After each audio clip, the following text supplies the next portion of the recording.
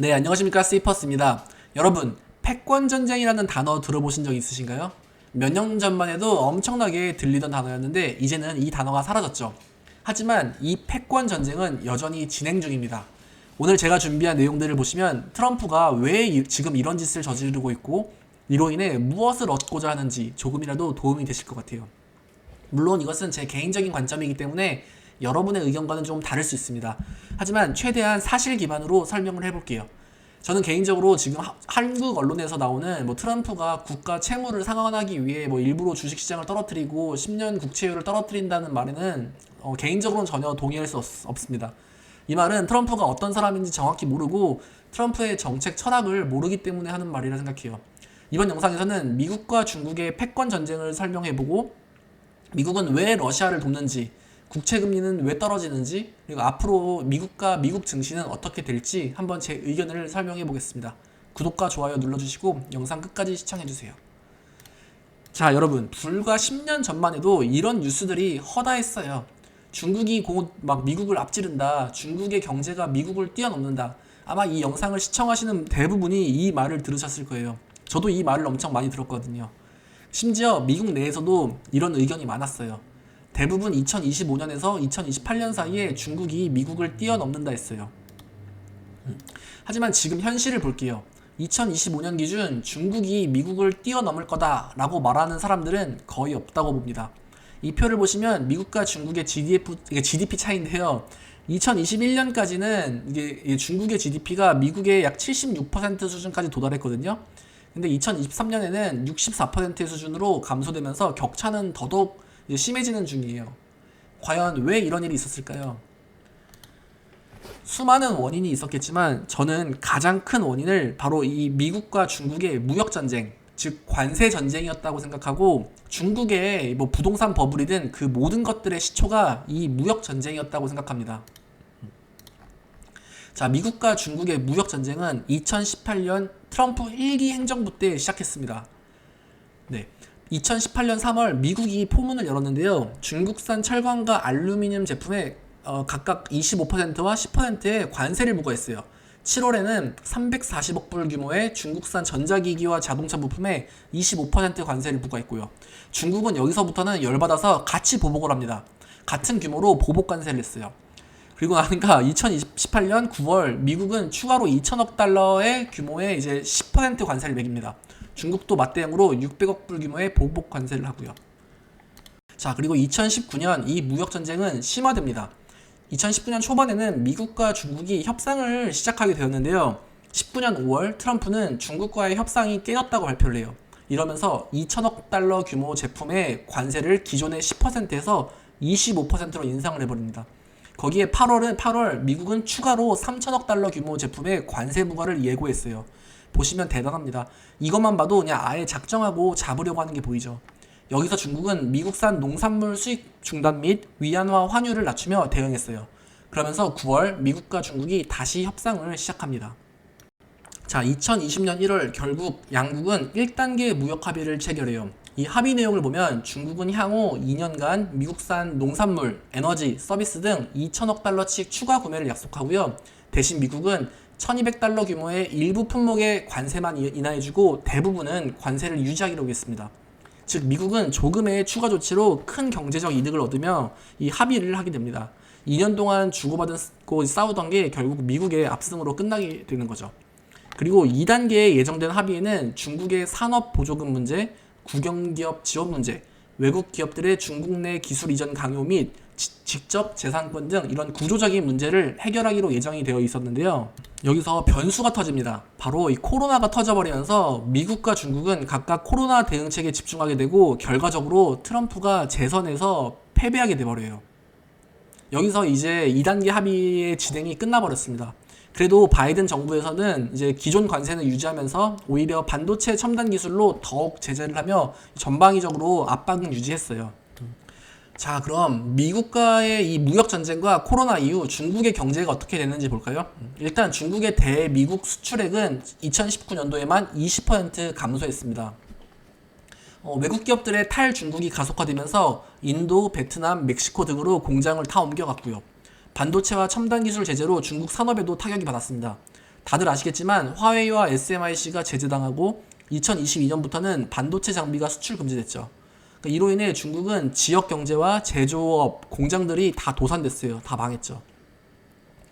이런 경제 성장 둔화로 부동산 버블까지 폭발했습니다. 헝다 등 대형 부동산 기업이 파산했어요. 개발 도상국들이 성장할 때는 항상 부동산이 같이 성장하잖아요. 자산의 대부분이 이 부동산이 돼버리는데, 근데 이 부동산이 버블이 터져버리면서 중국은 아직까지도 정신 못 차리는 경제 상태가 되었습니다.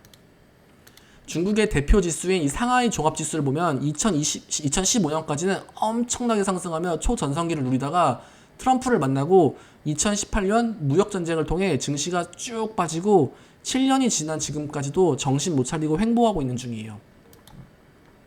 자, 그럼 반대로 나스닥 지수를 볼게요. 2018년 무역전쟁 이후 이 관세 부과 소식이 들릴 때마다 뭐 이렇게 조금씩 조정을 받는 모습이지만 길게 보면 지수는 거의 3배 이상 올랐습니다.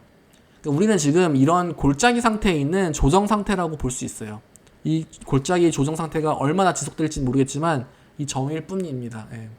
여튼 지금까지는 트럼프 1기 행정부 때의 이제 무역전쟁과 그 이후 중국과 미국의 현재 상태를 보았는데요. 자, 그럼 앞에까지는 다 팩트 기반이었지만 여기서부터는 제 개인적인 생각과 견해를 집어넣을 건데요. 뭐 옳고 그름을 떠나서 제가 생각하는 것과 예상하는 시나리오들을 한번 정리해 볼게요.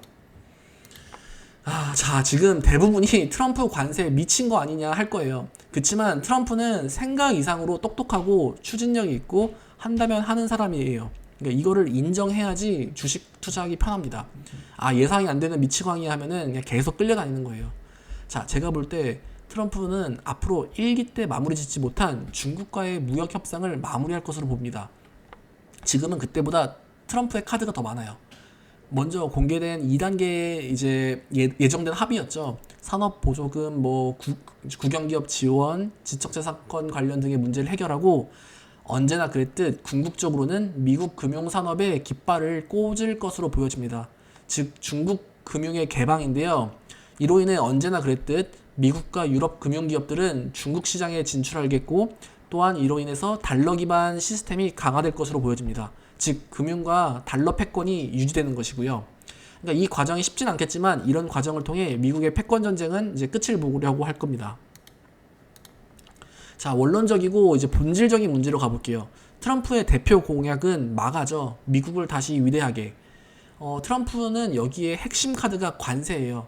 관세를 통해 해외로 나간 기업들을 미국으로 다시 불러들이기를 원하고 해외 기업들의 미국 투자를 증가시키고 특히 반도체, 자동차, 철강, 배터리 등 핵심 제조업을 부활시키려고 합니다.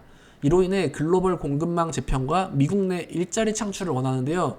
관세를 무기로 주요 국가들과 협상 중이지만 궁극적으로 최종 목적지는 중국과의 패권 전쟁이라고 봐요. 캐나다와 멕시코도 그 과정 중에 하나일 뿐이고요. 자, 그러면은 트럼프죠. 트럼프는 왜 갑자기 러시아의 편을 들까요? 트럼프는 이미 우크라이나와의 전쟁에는 관심이 없어 보입니다. 트럼프는 이미 원하는 것을 얻었어요. 러시아의 군사력은 더 이상 미국을 위협하지 못하고요. 이 상태로 정전하면서 러시아의 체면을 살려주면서 대신 러시아와는 에너지 협상을 하겠죠. 동시에 우크라이나와는 광물 자원 협상을 하고요. 즉 이 상태로 전쟁이 끝나면 전쟁의 최종 승자는 결국 미국입니다. 러시아를 포용하면서 이제 중국 견제에 활용을 집중할 것으로 보여집니다. 트럼프 입장에서는 이 전쟁이 끝나야만 인플레이션이 잡혀요. 인플레이션의 핵심 원인 중 하나가 이 석유와 에너지 가격인데요. 이게 하락해야만 인플레가 잡혀요. 그리고 이 에너지 가격이 잡혀야만 트럼프의 관세 정책이 효과를 볼 수 있습니다. 에너지가 안 잡힌 상태에서 관세 전쟁을 하면은 이 인플레이션은 정말 감당하기 어려워요. 자, 그럼 여기서 국채 금리를 잠깐 설명해 볼게요. 기억하셔야 되는 게 국채 금리와 국채 가격은 역상성입니다. 즉 국채 가격이 높아지면 국채 금리는 낮아지게 되고요. 안전자산 선호가 높아질수록 미국 국채의 수요가 증가되고 국채 가격은 상승되면서 국채 금리도 하락되는 거예요. 안전자산 선호도가 높아진다는 것은 그만큼 경기가 안 좋거나 세상의 불확실성이 증가한다는 거예요. 네, 한국 언론에서는 지금 트럼프가 이자 비용 지급을 위해 강제적으로 이런 불확실성을 키우고 강제로 주식시장을 조정하는 것 아니냐 하는데 이것은 제가 볼 때 정확한 거는 트럼프만 알겠지만 현실성이 없는 일입니다. 실제로 과거 2018년, 19년 무역 전쟁 때도 이런 불확실성의 증가로 국채 금리는 폭락했어요. 지금보다 더 폭락했었거든요. 그때는 뭐 이런 이자 비용 때문에 그런 게 아니었죠. 그러니까 국채 금리가 낮아진다고 해서 무조건적으로 미국에 좋은 것도 아닙니다. 이 부작용도 엄청나게 크거든요. 그리고 트럼프가 일부러 주식시장을 박살낸다고 말하는 것 자체가 좀 편향된 시선을 가지고 있는 거죠. 그러니까 엄밀히 말하면은 국채 금리 하락을 위한 조정 정책을 하는 게 아니라 구상하는 정책을 하려다 보니 국채 금리가 필연적으로 하락하는 거예요. 그냥 순수하게 이렇게 생각하셔도 될 것 같아요. 그러니까 지금 주식시장 반토막 나서 트럼프도 좋을 게 하나 없습니다. 그리고 이 돈이 코인으로 안 가요. 네. 자, 트럼프가 추구하는 정책은 이렇습니다. 법인세, 소득세 감소, 작고 효율적인 정부, 이로 인해 기업들의 투자 증대와 고용 증대를 원하고요. 낮은 금리와 규제를 완화시키길 원해요. 다 트럼프 1기 때 실행했던 정책들입니다. 이로 인해 지속적인 혁신 기업이 탄생하고 미국의 차세대 먹거리 확보, 빅테크의 지적재산권 보호, 패권 전쟁에서의 승리 및 이제 미국 우선주의로의 국제관계 재설정, 즉 아메리카 퍼스트를 꿈꾸는 거고 이것을 이루는 과정에서 핵심 무기가 관세라는 겁니다. 과거의 경험과 이런 불확실성 때문에 지금 국채 금리는 떨어지는 거고요. 이런 상황에서 여러분은 어떻게 생각하나요? 미국의 우상향을 믿으십니까? 제가 볼 때는 트럼프 2기에서도 1기 때와 마찬가지로 계속해서 혼돈의 카오스가 올 거예요. 하지만 이것은 즉흥적으로 미친 짓을 하는 게 아니라 제가 볼 때는 다 짜여진 각본과 계획 속에서 움직이는 것이라고 믿습니다. 이것을 믿는다면 지금의 조정장은 길게 보면 기회가 됨에 확신할 수 있고요. 오늘 영상 여기까지입니다. 조금이라도 도움이 되셨으면 구독과 좋아요 부탁드리고요. 다양한 의견 댓글로 남겨주세요. 감사합니다.